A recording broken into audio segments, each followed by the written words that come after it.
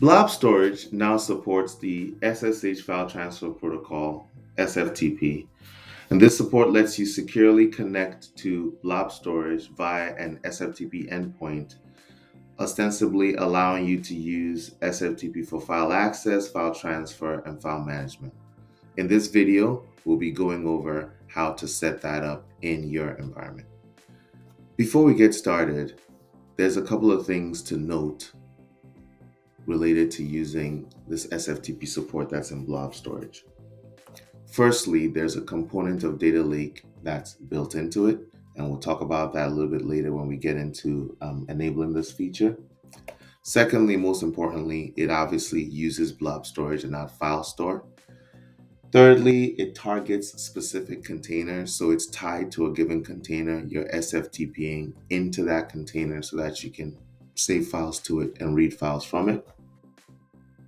More importantly, and as it relates to this overall discussion, this is a brief introduction. It's not a comprehensive look at everything that you can do with this. There's a lot that you can do with it, but this is going to get you going and get you to the point where you're actually uploading files into this environment.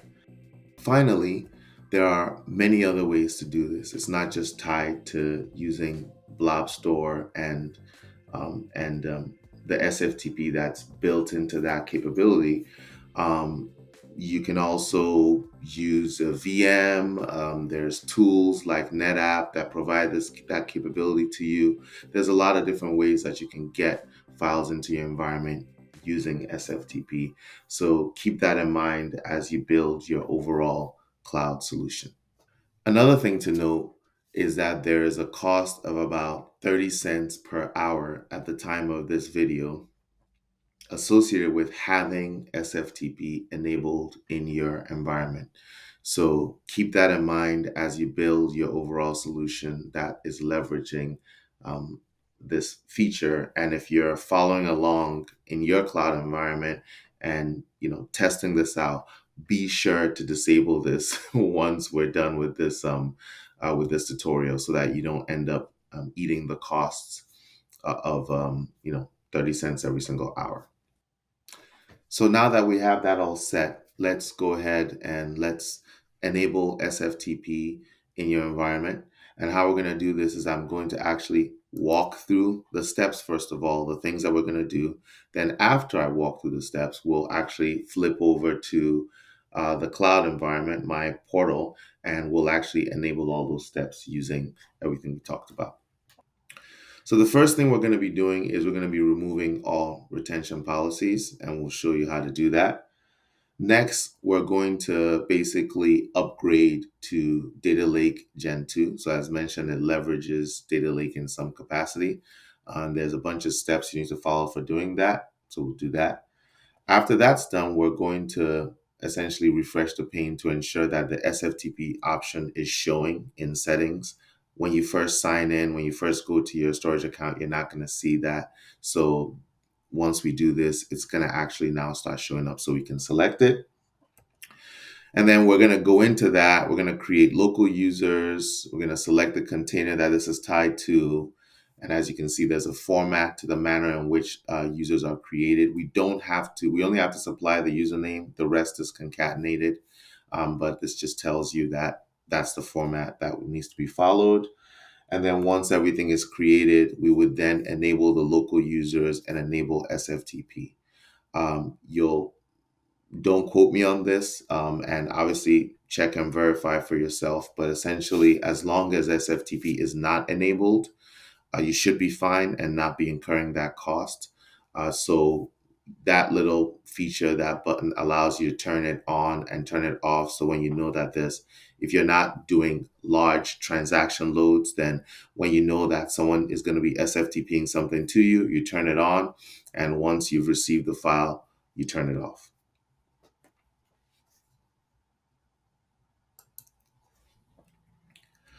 Once we're done with all that, we'll then move over to actually using this capability, right? And so I'm going to be using FileZilla, right? So I'm going to open up FileZilla, and then I'm going to enter that username that we talked about in the format that we described that's specified.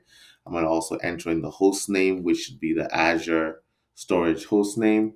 We're going to be using port 22 to basically connect. And then once we're fully connected, we're going to send a file.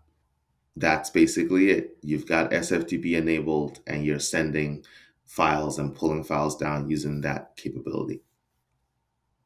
So with all that clear, let's get going.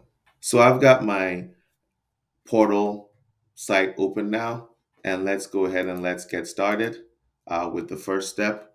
We're going to be using this ThinkMine demos storage account.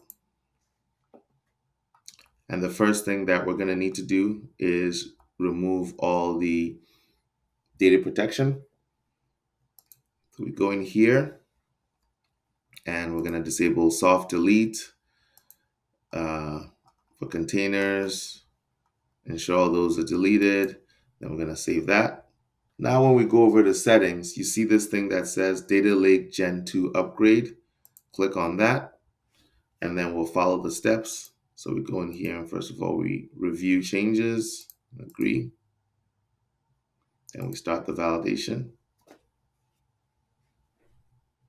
If any of those uh, capabilities that we unchecked in the data retention side were still checked, this would fail. So it's just checking to ensure that none of those are available. And there's a whole list of things that you can look at when you look at reviewing the account that shows basically um, how you have to have your storage account set up for it to function as an SFTP drop.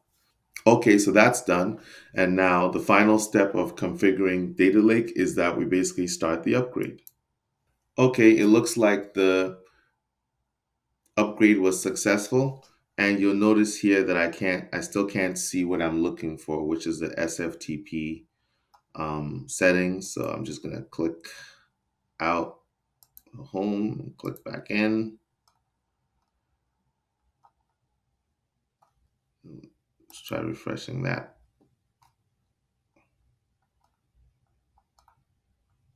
There we go. So after refreshing, it's showing up now. So if I click into this, I should now see add local user, enable SFTP, and enable local users. So let's create a new local user.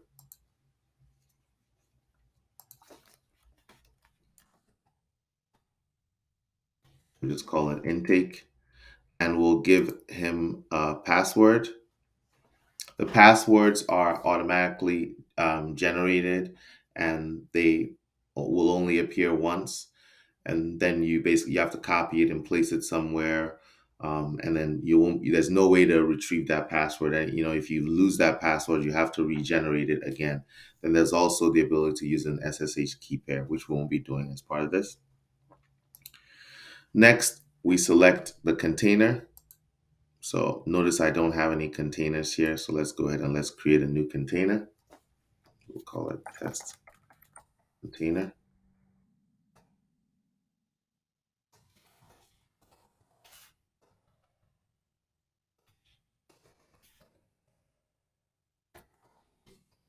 In a demo. And then we pick our permissions. In this case, I'm going to allow users to read, write, and list. So create. And then we pick our landings. This is useful so that in scenarios where you have multiple users and you sort of want each user to go into their own folder. So you would create a home landing for each user, and then when they SFTP things in, it goes specifically to the folder that they've SFTP, the folder that's associated with their home landing. This way, let's say you had multiple suppliers and they were all sending you data, you would give each supplier their own username, and then when they sign in with that username, whatever files that they upload go to just their folder. So it provides that capability for you. Let's click add. Now that's successfully added. So I'm now going to copy the password that's been created. Let's paste it somewhere so we can use it later on. Okay.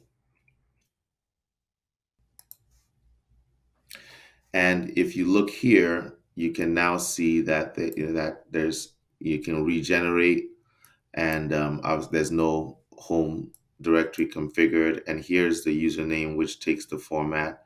Think Mind Demos. That's the name of our storage account. Then the container name, right? That would be whatever we call the container test, I believe. And then after that, you have the actual file, the actual username, which we called intake, right? So now that that's done, the next step is to basically enable those users and enable SFTP. If SFTP is not enabled, you won't be able to sign into the environment. So that actually has to be enabled for you to be able to actually push files. So let's go ahead and let's enable those,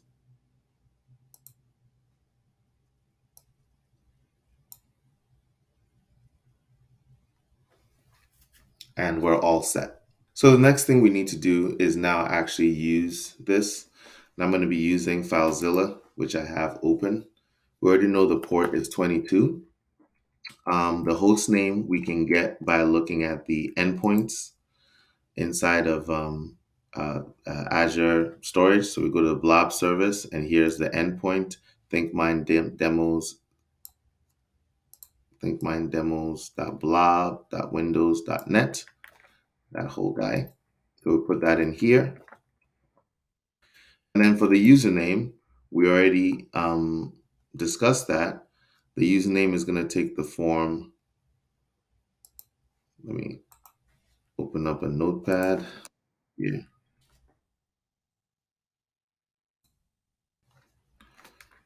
So it's going to take the form Think Mind Demos and the container name, which we have here,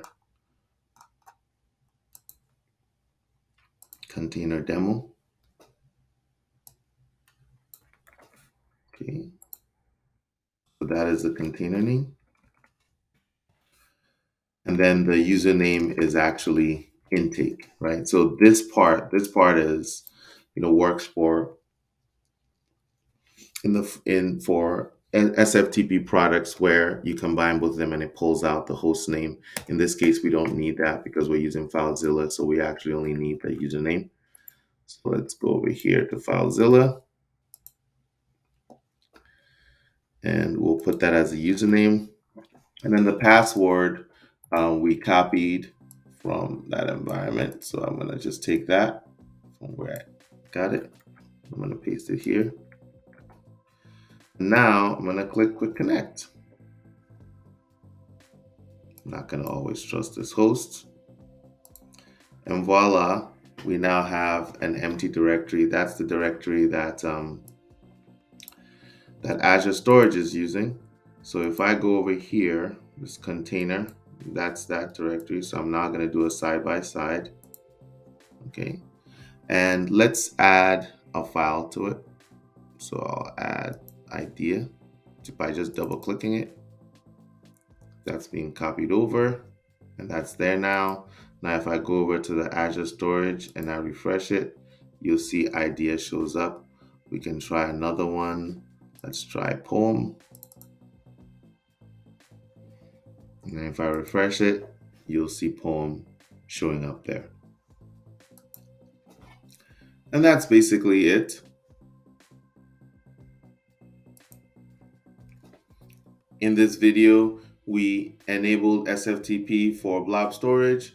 We created a user account. We actually enabled the SFTP after upgrading it in order to allow for SFTP capabilities. And then we turned around and tested out that SFTP server by copying files from my computer onto that container environment. If you like this content and want to continue to get content like this, please like, subscribe, share. As always, happy coding and have a blessed day.